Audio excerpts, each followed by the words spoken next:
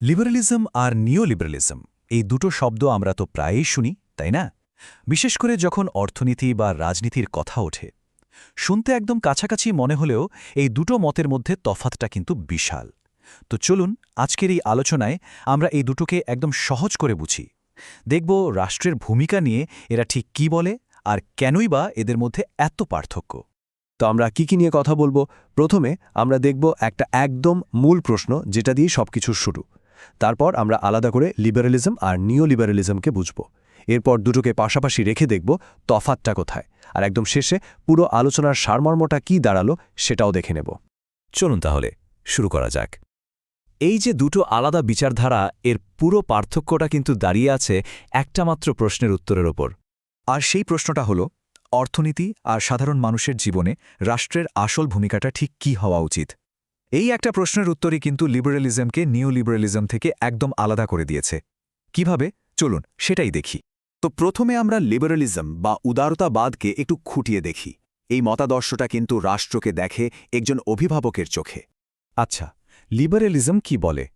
এরা বিশ্বাস করে যে অর্থনীতি আর সমাজে রাষ্ট্রের একটা বেশ বড় ভূমিকা থাকা উচিত। কেন? যাতে মানুষের ভালো হয়, মানে সামাজিক কল্যাণটা নিশ্চিত করা যায়। যেমন ধরুন, দ্বিতীয় বিশ্বযুদ্ধের পর ব্রিটেনে যে ন্যাশনাল হেলথ সার্ভিস বা NHS চালু হল, সেটার কথাই ভাবুন। সবার জন্য বিনামূল্যে স্বাস্থ্যসেবা। আবার আমেরিকায় নিউ ডিলের সময় যে সোশ্যাল সিকিউরিটি আনা হলো, সেটাও কিন্তু ঠিক একই চিন্তাভাবনার ফসল। মানে মূল কথা হলো ব্যক্তির অধিকার রক্ষা করা আর সমাজের সাম্য প্রতিষ্ঠা করা। এখন প্রশ্ন হল, রাষ্ট্রের এই যে নাক গলানো বা হস্তক্ষেপ, এর পেছনের যুক্তিটা কি? এখানেই আসছে কেইনসিয়ান অর্থনীতির ধারণা। একটু আগে যে NHS বা সোশ্যাল সিকিউরিটির কথা বললাম, সেগুলোর মূল ভিত্তিই কিন্তু এই তত্ত্ব। সোজা কথায় এই তত্ত্ব বলে যে সরকার অর্থনীতিতে দখল দিয়ে কর্মসংস্থান তৈরি করতে পারে আর একটা ভারসাম্য রাখতে পারে। মানে রাষ্ট্র এখানে সাইডলাইনে বসে থাকা দর্শক নয়, বরং একজন আসল খেলোয়াড়। আচ্ছা, লিবারালিজম তো বোঝা গেল।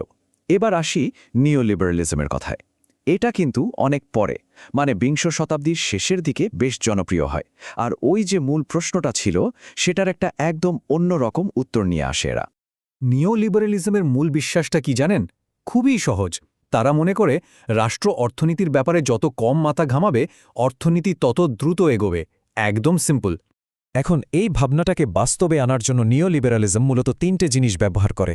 ১. মুক্ত বাজার, ২. বেসরকারীকরণ বা প্রাইভেটাইজেশন, আর ৩. ডিরেগুলেশন, মানে নিয়মকানুন শিথিল করা। এটারও কিন্তু দারুণ সব উদাহরণ আছে। যেমন ধরুন, ১৯৮০ দশকে ব্রিটেনে মার্গারেট থ্যাচারের সময়ে ব্রিটিশ টেলিকম বা ব্রিটিশ এয়ারওয়েজের মতো বড় বড় সরকারি কোম্পানিকে বেসরকারি হাতে তুলে দেওয়া হয়েছিল। ঠিক একই সময় আমেরিকায় রোনাল্ড রিগ্যান এয়ারলাইন ইন্ডাস্ট্রির উপর থেকে অনেক নিয়মকানুন তুলে নিয়েছিলেন। লক্ষ্য একটাই, রাষ্ট্রকে পিছিয়ে আনা আর বাজারকে সামনে এগিয়ে দেওয়া। এই তিনটের মধ্যে ডিরেগুলেশন শব্দটা একটু বোঝা দরকার।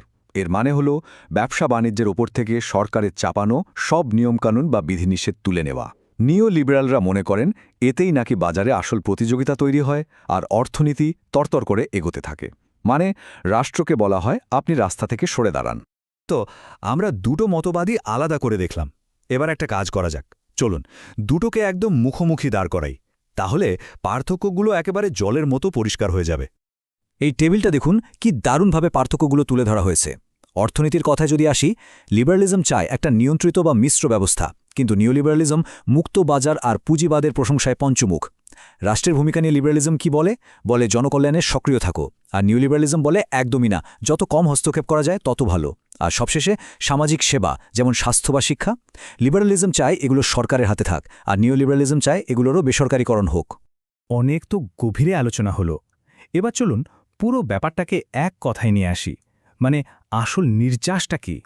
দেখুন, এই স্লাইডটা কিন্তু একদম মোক্ষম কথা বলছে।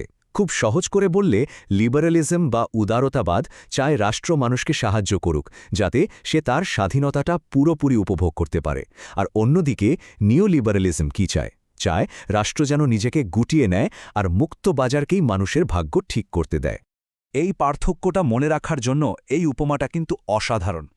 উদারতাবাদ রাষ্ট্রকে দেখতে চায় একজন সাহায্যকারী বন্ধুর মতো, যে মাঠে নেমে খেলোয়াড়দের সাহায্য করছে। আর নিওলিবারালিজম, সে রাষ্ট্রকে দেখে একজন রেফারির মতো, যে মাঠের বাইরে দাঁড়িয়ে শুধু হুইসেল বাজায়, কিন্তু নিজে খেলতে নামে না। থিওরি তো অনেক বোঝা গেল, তাই না? কিন্তু একটা প্রশ্ন থেকেই যায়, আজকের দুনিয়ায় এই দুটো বিচারধারা বাস্তবে ঠিক কেমন দেখতে?